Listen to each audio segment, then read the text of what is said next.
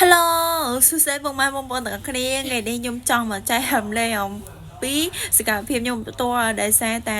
មិនសមមិញគឺក្រុមហ៊ុនបានចាប់ខ្ញុំអ្នកទាំងអស់គ្នាគឺពមៀនយកហ្មងគឺបិទ profile ខ្ញុំចោលឲ្យខ្ញុំចូលកើតឥឡូវខ្ញុំចូលយកបានវិញហើយគឺគេពមៀនខ្ញុំគឺដែលសារតែខ្ញុំអាសាផុសកាត់តពីវីដេអូគេយកមកផុសអញ្ចឹងណាអត់មានអ្វីដែលខ្លួនឯង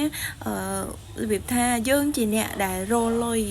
អញ្ចឹងណាមិនមែនជា user ធម្មតាអ្នកដែល user ធម្មតា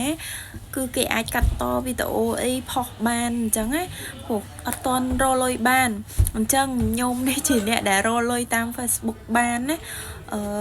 ក្រុមហ៊ុនគេពមៀនគឺអត់ឲ្យកាត់តពីនេះគេទេយកវីដេអូគេមក remix ចូលគ្នាឲ្យកាត់ត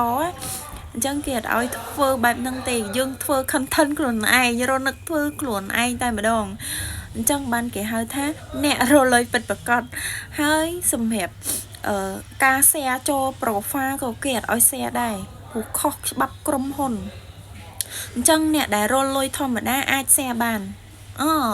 ច្រឡំអញ្ចឹងអ្នកដែល user ធម្មតាអាច share បានអាចកាត់ត remix បានអ្នកចំពោះអ្នកដែលអត់តន់រលុយបានណាអញ្ចឹងយើងធ្វើទៀតទៅ content នឹងធ្វើទៅប៉ុន្តែអ្នកដែលរលុយបានហើយគឺអត់អាច remix របស់គេមកចូលអញ្ចឹងបានទេខ្ញុំសូមចែករំលែកប្រយ័ត្នក្រុមហ៊ុនចាប់ដូចខ្ញុំអញ្ចឹងចាអរគុណ